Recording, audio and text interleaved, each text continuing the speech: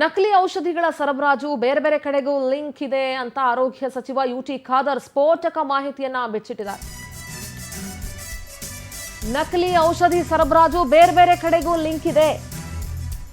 ನಕಲಿ ಔಷಧಿ ಪತ್ತೆ ಹಿನ್ನೆಲೆ ಎಸ್ಐಟಿ ತನಿಖೆಯನ್ನ ಚುರುಕುಗೊಳಿಸಿದೆ. ತನಿಖೆ ಚುರುಕಾಗಿ ನಡೀತಾ ಇದೆ.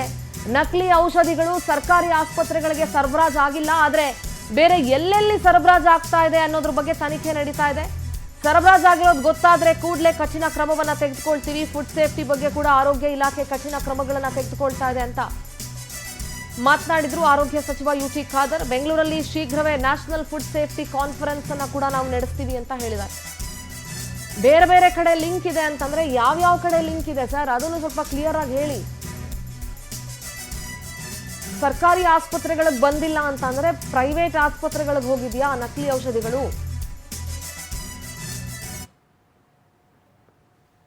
ಅವ್ರು ಅದನ್ನು ನಾವು ನಕಲಿ ಔಷಧಿಗಳೇ ತನಿಖೆ ನಡೆಸ್ತಾ ಇದ್ದಾರೆ ಎಸ್ಐಟಿ ಅವರು.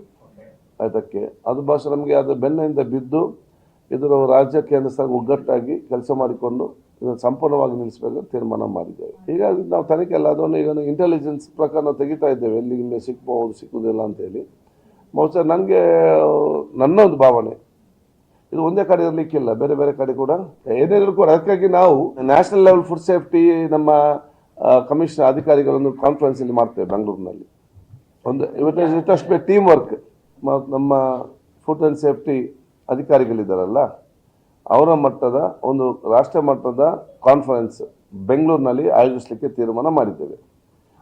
ಯಾಕಂತ ಹೇಳಿದರೆ ಇದು ಇಡೀ ರಾಜ್ಯದ ಸರ್ಕಾರ ಮತ್ತು ಇಲಾಖೆ ಅಧಿಕಾರಿಗಳು ಒಬ್ಬರಿಗೊಂದು ಕನೆಕ್ಟಿವಿಟಿ ಇದ್ದುಕೊಂಡು ಏನಾದರೂ ಬದಲಾವಣೆ ತರಬೇಕಾ, ಏನಾದರೂ ಇವತ್ತು ನಮ್ಮ ರಾಜ್ಯದಲ್ಲದದ್ದು ಅವರು ಅದನ್ನು ಅಳವಡಿಸ್ತಾರೆ, ಅವ್ರು ಅದನ್ನು ನಾವು ಅಳವಡಿಸಬೇಕಾ, ಮತ್ತು ಇದ್ದಂಥ ಕೆಲವೊಂದು ನಮ್ಮ ಫುಡ್ ಸೇಫ್ಟಿ ಇದರಲ್ಲಿ ಏನು ಅಥಾರಿಟಿ ಆಫ್ ಇಂಡಿಯಾ ಏನಿದೆಯಾ ಅದರಲ್ಲಿ ಕೆಲವು ಏನು ಆ್ಯಕ್ಟ್ ರೂಲ್ಸ್ ಬದಲಾವಣೆ ಮಾಡಬೇಕಾ, ಕೇಂದ್ರ ಸರ್ಕಾರ ರೆಕಮೆಂಡ್ ಮಾಡಬೇಕಾ, ನಾವು ರಾಜ್ಯದ ಒಬ್ಬೊಬ್ಬರು ಒಂದೊಂದು ರೆಕಮೆಂಡ್ ಬದಲು ನಾವು ಒಟ್ಟಿಗೆ ಕೂತ್ಕೊಂಡು ಏನು ಬದಲಾವಣೆ ತರಬೇಕು, ಏನು ರೆಕಮೆಂಡ್ ಮಾಡಬೇಕಂತ ನಾವಿಲ್ಲಿ ಶಿಫಾರಸು ಮಾಡ್ತೇವೆ.